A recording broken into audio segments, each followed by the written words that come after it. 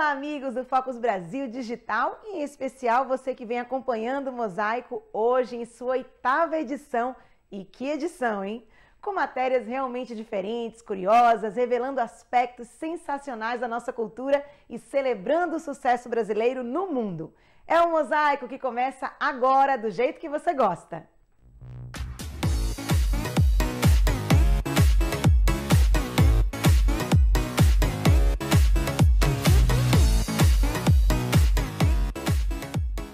Você já ouviu falar em teatro de revista? Teatro rebolado? Ou simplesmente revista musical? Pois é, estamos celebrando 160 anos desta, que foi uma das mais populares formas de arte cênica no Brasil e que surgiu ainda no tempo do Brasil Império.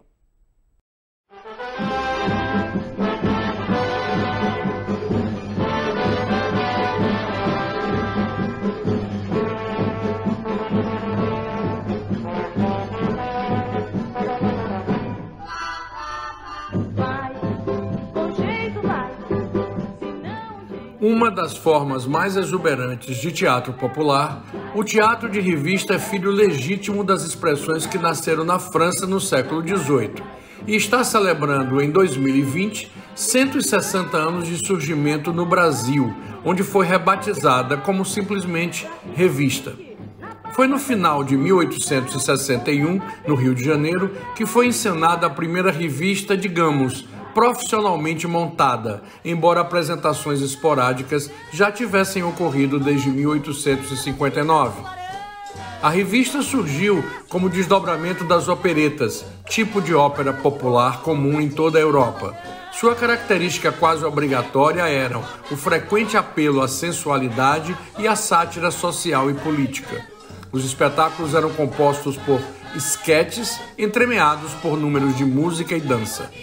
E quem reinava absoluta no teatro de revista eram as vedetes, as mulheres que encarnavam o ideal erótico e sensual de gerações.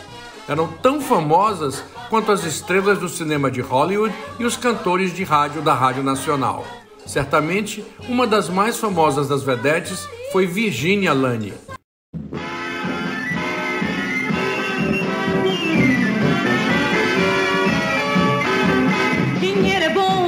Bebida também é, tudo é bom, mas bom mesmo é mulher. Dinheiro é bom, bebida também é, tudo é bom, mas bom mesmo é mulher. Você pode passar sem comer, você pode passar sem café, você pode passar sem beber, mas não pode passar sem mulher. Dinheiro é bom, bebida também é, tudo é bom, mas bom mesmo é mulher.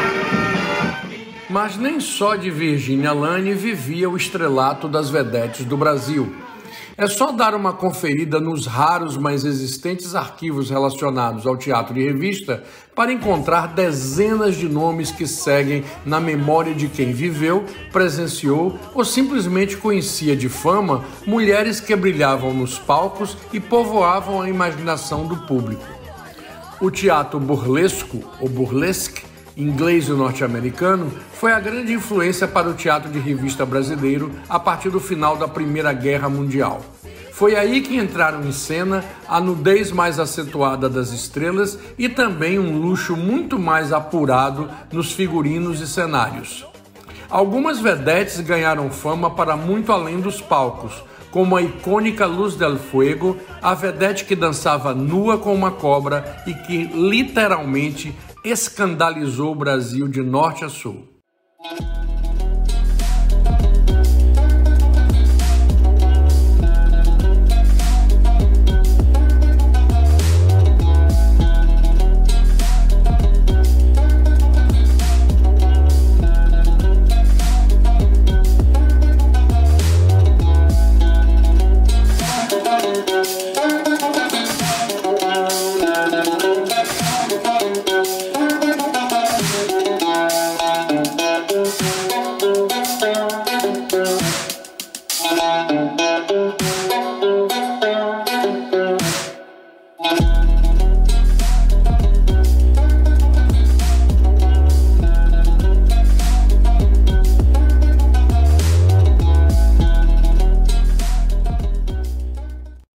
O teatro de revista brasileiro pode não existir mais em sua essência original, mas a influência de seu estilo e a identificação do público com seu humor e tipo de música seguem sendo lembrados em produções na TV, como por exemplo nas novelas Feijão Maravilha, Belíssimas e Sassaricando, utilizando em seu elenco, inclusive, atores e atrizes da época de ouro das revistas.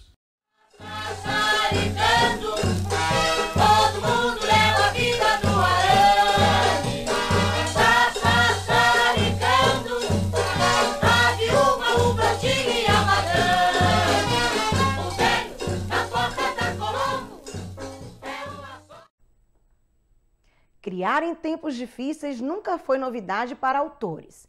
Existe até quem acredite que são nos momentos de grandes tragédias que os escritores produzem mais e melhor. Nosso repórter Pedro Moraes traz um panorama da criação literária no Brasil em tempos de pandemia. Fala, Pedro!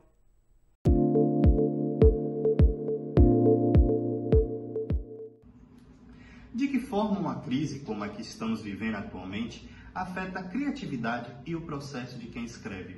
Afinal, escrever livros já é considerado um trabalho predominantemente árduo e meio recluso. Confiram o que dizem 5 autores de várias regiões do Brasil, integrantes da Academia Internacional de Literatura Brasileira.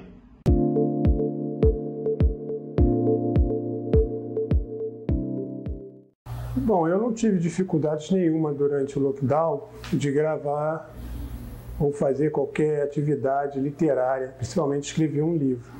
Eu aproveitei esse tempo que eu fiquei afastado por causa da pandemia e dediquei às minhas escrituras, botei minha literatura em dia também, de ler, né, muita coisa, e de modo que isso não me afetou, como também não me afetou a minha inspiração. Em nenhum momento eu fiquei inibido, tá? Pelo contrário, eu aproveitei bem o tempo. Claro que eu não fiquei ali sistematicamente seguindo a mesma coisa, mas procurei me cuidar fisicamente, né? Fazer exercícios, caminhadas, né? Dividir esse tempo entre atividade física e cuidar também da saúde mental, seja lendo, seja escrevendo. Em nenhum momento também essa pandemia mundial inibiu a minha inspiração. Pelo contrário, eu até vi novos olhares, né?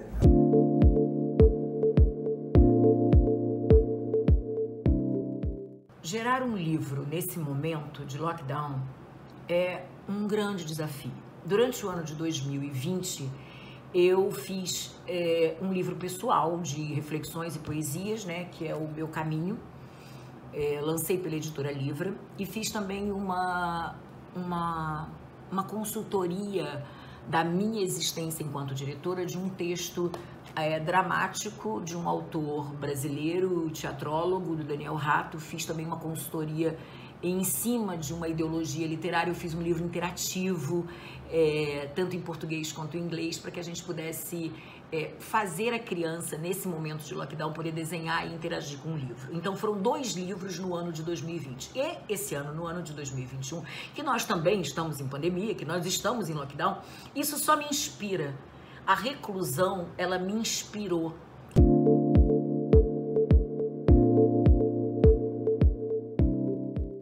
Publicar um livro nesse momento em que nós estamos submetidos ao isolamento social por conta da pandemia, no meu caso, foi uma forma que eu encontrei de me desvencilhar um pouco do sofrimento, das dificuldades e das angústias vividas no cotidiano, porque no momento que eu estou escrevendo, eu acabo adentrando aquele universo que está sendo escrito. Então, de certa forma, ele faz com que eu esqueça, naquele momento em que eu estou ali concentrado na escrita, das dificuldades que estamos passando na realidade, né? Infelizmente acaba e depois a gente tem que voltar para a realidade, mas o momento da escrita ele é prazeroso nesse sentido. Eu acredito que cada escritor tem uma forma de se relacionar com o momento que ele está passando. Então, tem uns que se sentem mais inspirados, tem outros que o seu processo criativo é completamente inibido. No meu caso,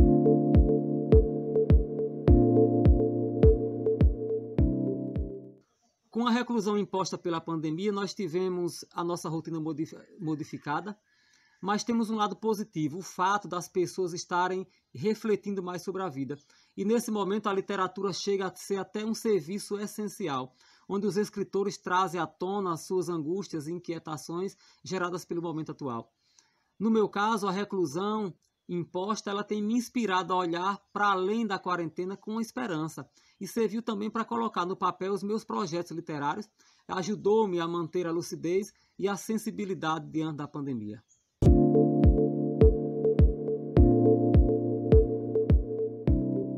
Na minha produção como escritora, tenho tido um fenômeno que é o adiantamento de projetos que eu pensei que eu só fosse pegar neles e me dedicar à escrita deles e à tradução deles em anos que venham ainda.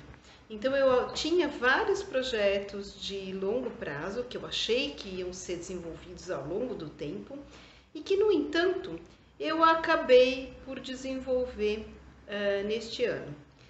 Notadamente, traduções relativas à minha pesquisa de escritoras dos contos de fadas a partir do século XVII, traduções então do francês e depois do inglês, que foram esquecidas pela história dos contos de fadas. Bom saber que a produção literária dos brasileiros continua firme e forte. Afinal, muitos acreditam que a inspiração para trabalhar floresce ainda mais nos momentos difíceis e de reclusão. Pedro Moraes, de Aracaju, para o Mosaico. E boa leitura. Ainda como fruto direto da reclusão e lockdown, o projeto virtual Mostra Sua Cara em Boston completa 1 ano de realização ininterrupta. E nós fomos conferir com seus idealizadores, os artistas visuais Margarete Matos e Cid de Góes. O projeto, na verdade, eu acho que foi um projeto de cura, né, pra gente, para mim e para o Cid, porque a gente tinha algumas coisas para fazer, disposições, e de repente veio a pandemia. Então, fizemos um trato. Ele falou, todo dia, às 19h10, eu vou te ligar e a gente vai conversar sobre arte, ou o que fez durante o dia. E foi isso que nós fizemos. Quando chegou um período, a gente começou a chamar outras pessoas e isso foi crescendo. E a gente percebia que era importante, né? A gente estava se curando e curando o outro. Então, depois, o projeto foi se moldando de acordo com os convidados. A gente via as pessoas que vinham de pijama, depois elas estavam se produzindo, passando um batom, procurando um lugar legal da casa. O Mostra Sua Cara teve o privilégio de ter mais de 180 artistas brasileiros de todas as partes do mundo e um bate-papo orgânico, onde tivemos a oportunidade de conhecer um pouco mais do processo criativo de cada um e principalmente a reviver a sua trajetória, especialmente na época de pandemia, onde muitos estavam isolados, tiveram seus trabalhos interrompidos. Essa foi uma forma de trocar ideias. Primeiro foi descobrir que a nossa página estava sendo visitada por pessoas de outro país para aprendizado da língua. Eram professores de português que mandavam seus alunos a visitar a nossa página para aprender a cultura brasileira. A segunda foi a vinda da Valéria Correia. Ela é regente do coral das crianças da Rocinha.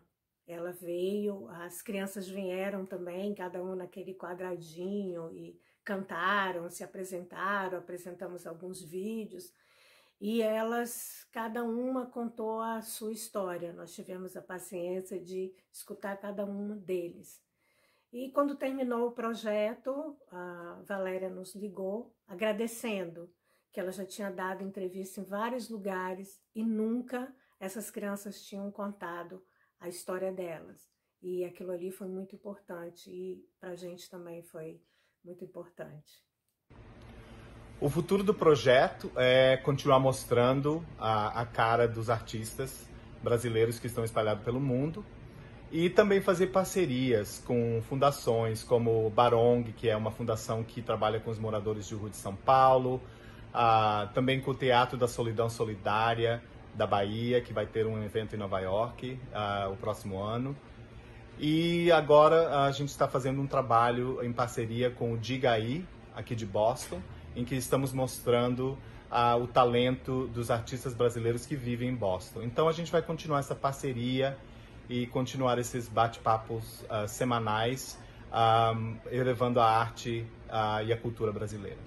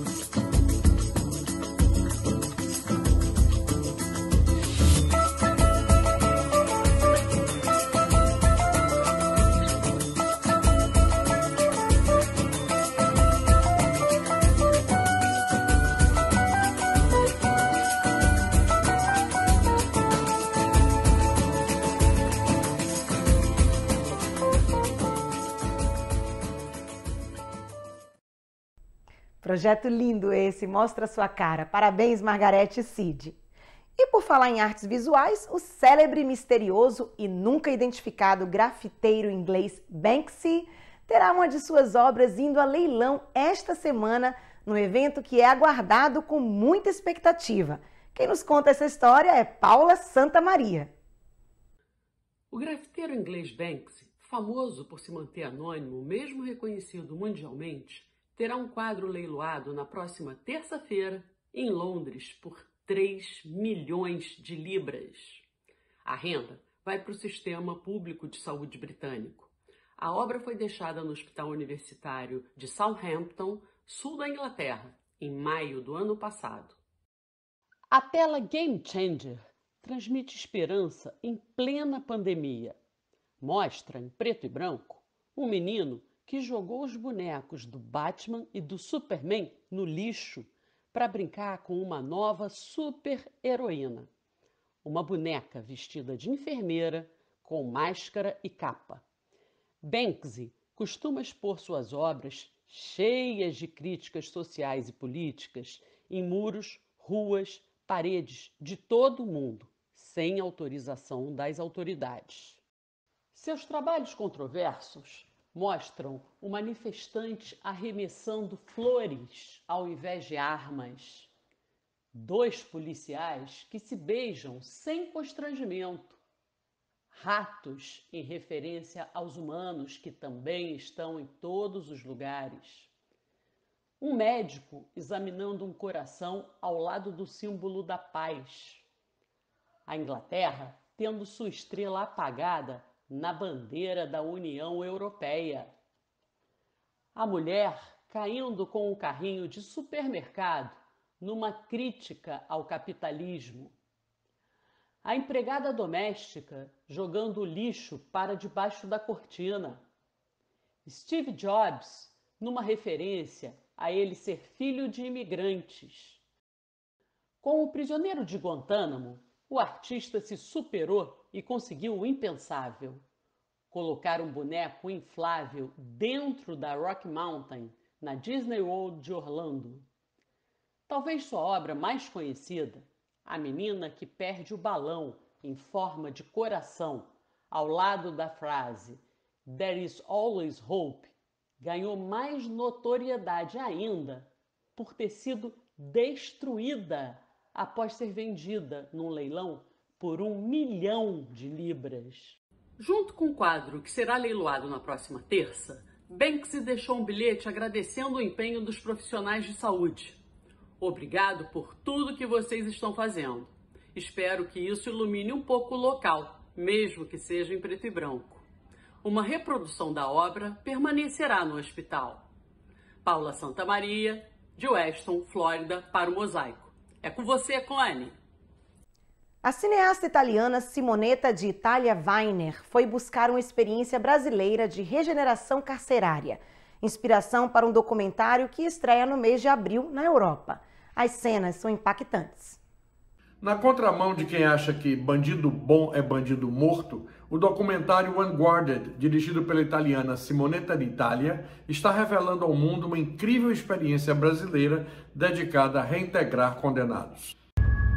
O que é o crime? O crime é a experiência da rejeição. O crime é um grito de socorro. É um grito de alguém que diz: eu estou aqui, me veja, me enxergue, me ame, me acolha.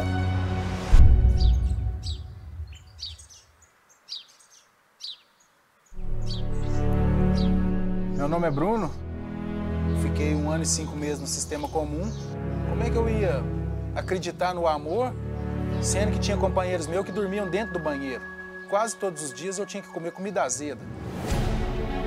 A lei não diz em tirar a liberdade e fazer covardia às pessoas. Tirar a liberdade e ali trabalhar para que as pessoas tenham a possibilidade de fazer novas opções e novos roteiros de sua vida. A sociedade insiste em ver as prisões como um espaço de vingança. Quando eu entrei na APAC de São José dos Campos, prisões sem armas, ali havia dignidade humana, havia respeito. A APAC é a casa do perdão. Tinha uma irmã que foi assassinada pelo ex-marido, deixando um rio de tristeza. E os meus sobrinhos, as vítimas de verdade, os que minha irmã deixou? Quem é que está por eles? Muitos rejeitam a PAC. Hoje eu tenho uma neta lá na PAC. Eu vendi drogas, mas também trouxe muito sofrimento às pessoas que estavam lá dentro. Não acho que ela tá pagando demais, ela tá pagando o que mereceu. Eles recuperando com a cadeia de 17 anos, dá a chave para ele. Só que aí, ao mesmo tempo, eu pensei, e eu não queria perder mais essa confiança. A princípio, assustei muito, porque achei que era um teatro, uma encenação, algo que era impossível de se existir.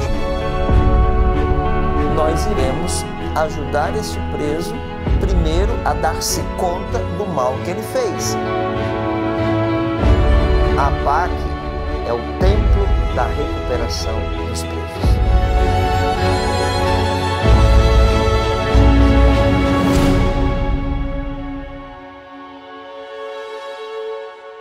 A partir do momento que eu fui abrindo o coração, as coisas foram acontecendo na minha vida. Esses são trechos inseridos no promo de Unguarded. Quem estiver interessado, acesse o site oficial unguardedmovie.com e o documentário está disponível também na plataforma Vimeo. Hoje a nossa querida Jana Nascimento Nagassi, correspondente do Mosaico em Hollywood, vai falar de brasileiros vitoriosos em outra área que não é o cinema. Trata-se do universo dos games, onde uma dupla mineira ganhou o cobiçadíssimo prêmio de melhor game do ano pela Apple TV. Olha só.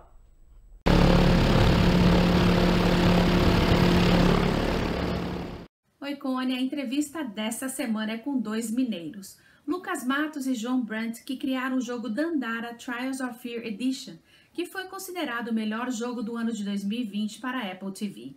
O jogo é bem brasileiro, pois conta a história de uma garota que viveu no Quilombo dos Palmares e agora precisa percorrer um longo caminho para se livrar da opressão. Vamos conferir a entrevista com os criadores que falam mais sobre o jogo brasileiro, a emoção de ser o melhor jogo do ano e muito mais. Assim, como é para vocês, assim, ter participado dessa, assim, bem pertinho, ter trabalhado bem perto da Apple e ser o Best of 2020, o melhor, né, de 2020. O Dandara, né, o projeto que ganhou essa notoriedade aí, mudou a nossa vida, né? Desde o começo, assim, a gente tem uma expectativa que foi muito além, assim, no final. Então a gente tá meio que, é uma coisa que eu sempre falo, que a gente, na hora que lança o jogo, a gente sente que tá caindo de paraquedas. O chão nunca chega, você só tá sentindo aquela emoção, assim, de tá caindo, é isso, essa mais ou menos a sensação de que a gente trabalhou muito nisso, teve todo o time, né, não é só eu e o Lucas, e tá todo mundo sentindo que foi muito orgulho desse trabalho, muito legal. Qual foi a inspiração para vocês criarem essa personagem, né? Esse game? Tem muitas, muita né? Coisa. Eu acho que o Dandara ele foi uma mudança nossa, um pouco foi meio que um estralo de como que a gente poderia começar a pensar mais em Brasil, né? E trazer mais coisa nossa assim de Brasil e trazer assuntos também mais importantes, assim, talvez, sabe? Antes a gente ainda tinha muita ideia videogame, então era uma coisa assim, Alien, de contar a história do videogame. Ficção, que eu acho até que dá para fazer muita coisa legal com a ficção, trazendo assuntos importantes, mas eu acho que foi um estralo para a gente começar a ter esse pensamento, né? E aí a Dandara dos Palmares, ela é assim, uma figura importante, né, do movimento negro, mas não tão conhecida, né? O pessoal conhece mais o Zumbi dos Palmares. Nem conhecida dentro do Brasil. Sim, e aí a gente queria trazer esse simbolismo dela e trazer também o nome dela, né? Começou não só dela, mas assim, tem vários outros detalhes no jogo que trazem coisas de Brasil e coisas assim assuntos que a gente queria tocar e tal. Com certeza, eu acho muito legal, assim, eu acho bem importante. Vocês já estão pensando, assim, no próximo passo que a Dandara vai dar? Ou algum outro jogo, né? Algum outro game, O que vocês já estão pensando aí? Do mesmo jeito que a Dandara foi bem experimental, assim, a gente tentou trazer uma mecânica diferente para depois começar a pensar, igual o Lucas falou na história, né? A gente está fazendo a mesma coisa de novo. A Dandara deu pra gente muita liberdade para ficar um tempo, né, pensando assim, né, ainda mais na pandemia que a gente está distante, precisa de um tempo maior mesmo. A gente não sente assim a obrigação de fazer uma sequência de Dandara agora, né, porque a gente está realmente procurando ter o mesmo processo criativo que levou ao Dandara que leve ao próximo projeto, né. É claro que o Dandara não sai da cabeça e a gente fica sempre pensando assim o que dá para fazer, se dá para combinar alguma coisa. Mas assim, gente, eu queria agradecer o tempo de vocês, a oportunidade de ter falado com vocês, João, Lucas, e muito sucesso e assim, segue o caminho, porque é o futuro. Vou deixar. Tá bom? Foi um prazerzão. Obrigada, meninos. Muito sucesso. Valeu. Yeah. Um abraço. Thank you so much.